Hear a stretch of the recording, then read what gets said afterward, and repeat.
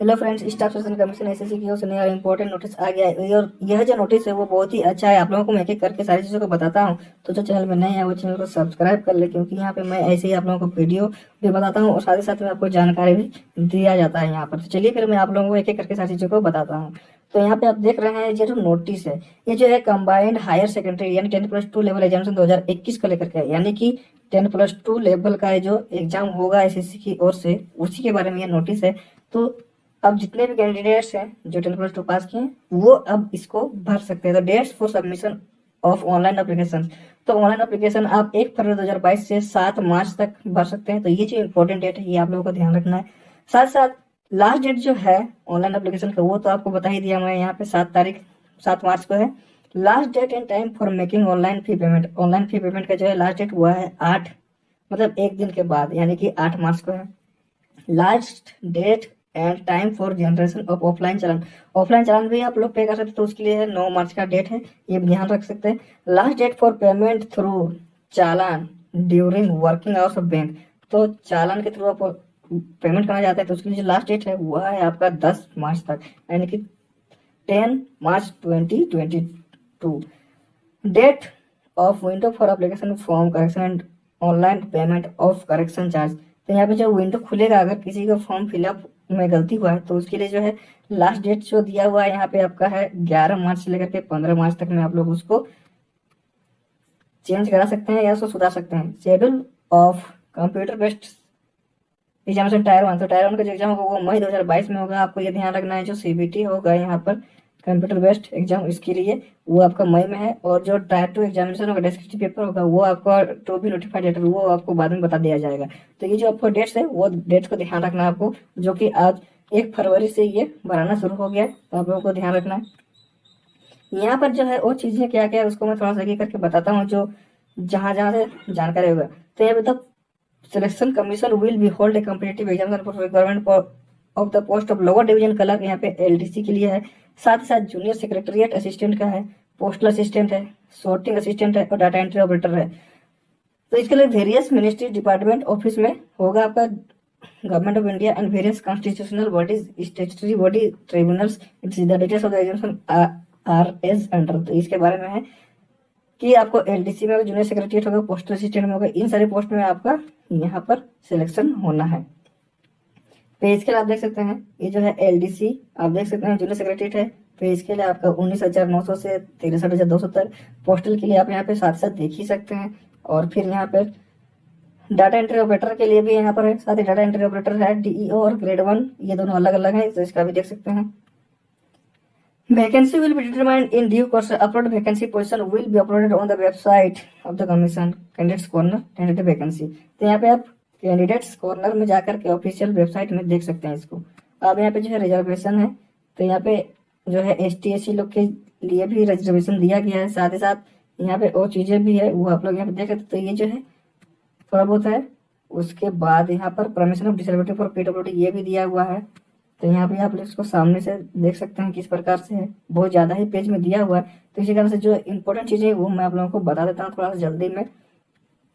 यहाँ पे जो है एज लिमिट है, वो age limit for the post age 18 से 27 साल तक का यहाँ पे भरेगा फॉर्म जो भी कैंडिडेट उसका 1/1/2022 को, यानी कि 1 जनवरी 2022 तक में इसका कैलकुलेशन किया जाएगा। 18 से 27 साल तक होना चाहिए। तो candidates born not before 2/1/1995 and not later than 1/1/2004। तो यहाँ पर जो इम्पोर्टेंट एज है वो है कि कैंडिडेट्स को 1 जनवरी के 2 तारीख के 1995 से पहले का और 1 जनवरी 2004 के बीच का नहीं होना चाहिए। तो ये आप लोगों को ध्यान रखना था। जिसका भी कैंडिडेट्स का एज होगी 18 से 27 वो इस फॉर्म को भर सकते हैं। अब इसके बाद में है परमिसेबल रिलैक्सेशन भी दिया गया है, यहाँ पर कैटेगरी वाइज दे दिया जाएगा आपको। तो ST SC के लिए है 5 साल का रिलैक्सेशन मिल जाएगा, 5 साल का छूट मिलेगा। OBC के लिए आप यहाँ पे देख सकते हैं 3 साल के लिए, PWD के 10 साल, PWD OBC के 13 साल है, यहाँ पे इसको भी देख सकते हैं। ये सारी चीजें हैं। तो जिसका भी एज कंप्लीट हो गया है वो फॉर्म पे भर सकते हैं, और जो भी है बड़े हैं तो वो भी अपना रिलैक्सेशन के हिसाब से भर सकते हैं। तो date of birth will be candidates on the online form of the same of matriculation secondary examination तो ये जो चीज़ें हैं वो मैट्रिक के आधार पर ही सारा आपको फिलअप कर लेना है, ये भी यहाँ पे बताया गया है। और बाद बाकी जो चीज़ें हैं उसको आप लोग ध्यानपूर्वक पढ़ लेंगे जब फॉर्म फिलअप करेंगे उस समय। तो इसके बाद में आप लोगों को मैं यहाँ पे और थोड़ा सा दिखाता हूँ जो इम्पोर्टेंट चीज़ें हैं। तो यहाँ पे है HTSC का फॉर्मेट है वो भी आप देख सकते हैं। साथ ही साथ आप यहाँ पर इसको मैं थोड़ा सा जल्दी जल्दी में दिखा रहा हूँ। एडिशनल एजुकेशनल क्वालिफिकेशन आप देखना चाहेंगे तो 7 मार्च 2022 तक में आपका हो जाना चाहिए। तो for LDC JSA PA SA DEO तो उसके लिए होना चाहिए आपको 12 पास एकदम होना चाहिए और equivalent examination from the recognised board और यूनिवर्सिटी। तो ये जो है आपका LDC JSA PA DEO के लिए आपका 12 पास होना चाहिए, उसके बाद में इक्विवेलेंट एग्जामिनेशन भी पास हो जाना चाहिए और ये 7 तारीख तक हो जाना चाहिए, 7 मार्च तक। For data entry operator DEO grade A के लिए in the office of the comptroller and auditor general of India CAG के। तो यहाँ पे जो है data entry operator DEO grade 1 के लिए आपको 12 स्टैंडर्ड पास होना चाहिए, वो भी साइंस के साथ में, और उसमें मैथ भी होना चाहिए। तब जाके आप इस फॉर्म को भर सकते हैं, data entry operator DEO grade 1 को, ग्रेड ए को। The candidate must possess essential qualification on or before the closing date of receipt on online examination। तो ये जो है आपका 7 मार्च 2022 तक में आपका सारा एजुकेशनल क्वालिफिकेशन कंप्लीट हो जाना चाहिए, जिसके लिए भी आप भरना चाह रहे हैं फॉर्म, ये है। इसके बाद में यहाँ पर आप जो चीजें हैं वो सारा चीजें देख सकते हैं। यहाँ पे है it is required that the result of required educational qualification must have not been declared by the board.